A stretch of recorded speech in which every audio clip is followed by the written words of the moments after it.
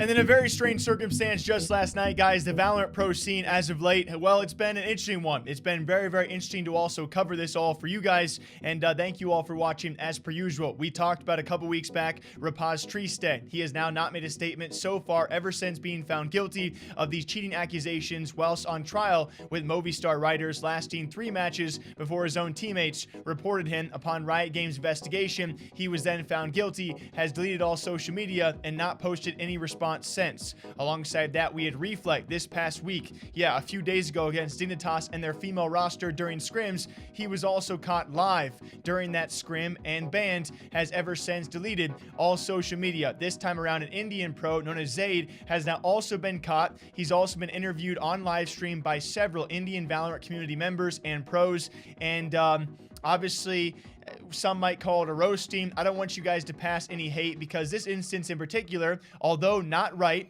and his actions should not be justified, he was caught cheating, admitted guilt to cheating, not in actual matches, but in ranked play.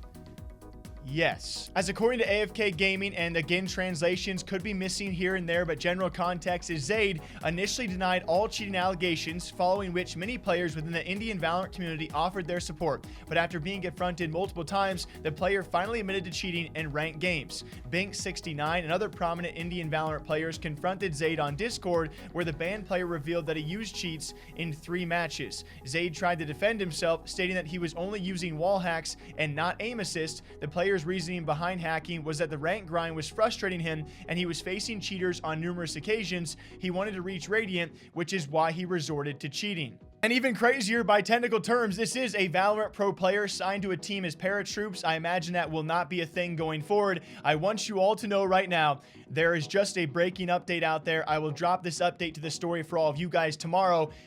The story somehow does get crazier, but obviously I think a lot of you watching can follow my reasoning on this, and I don't want to spread any hate towards this, but it is a very interesting case as to what we have covered in the past, that being pro players being caught in competitive matches, being caught in scrims, being caught by teammates. This is a pro player out there who decided to cheat in ranked matches, then was caught, and that will cost him his career. He stands by the word that he never cheated in actual events and tournaments, and that's an oddity. I don't know if I believe that in full. It is tough to believe, obviously, but it would be a crazy story, guys. And very lastly as well, just because it's ranked matches and not real tournament matches does not make cheating okay. Just because you use wall hacks and not aim hacks does not make cheating okay. And just because you are using cheats because you're facing off against cheaters, you guessed it, does not make cheating okay. Zaid will now pay for this for the rest of his life. There is no reason to go send him hate, and especially in a scene,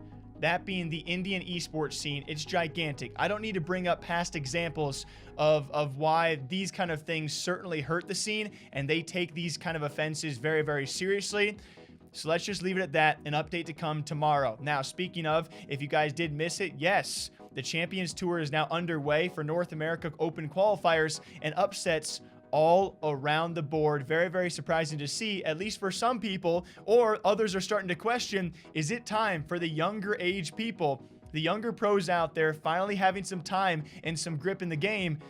Are they coming to take a vengeance on the old pros? As 100T have now lost to Carpe Noctem, they of course did not have Nitro, in case you guys did not know. TSM, I would say the bigger upset, losing to Xset as well. And Box has looked nuts lately, so not probably a gigantic surprise, guys, but they beat T1, who continues to be this and that, you know, back and forth. Cloud9 continue to make countless roster changes, so probably not too surprising they lose to Immortals. And FaZe Clan also lose to Luminosity Gaming. Of course, when you have some top names out there going head to head, it's bound to happen. One of them has to lose, but certainly 100 Thieves, yes, they have a stand-in, but still very surprising to lose that early on. And TSM, I would say, the much larger upset by a lot of eyes out there. You take out Sentinels, 100T and TSM, you know, at least in your top 5 for North American lineups, are both out this early on in open qualifiers. We will see if the young guns are starting to make a name for themselves. And at the end of all of this, you know, we're only a week in, right? There are other open qualifiers. We will see what organizations are like,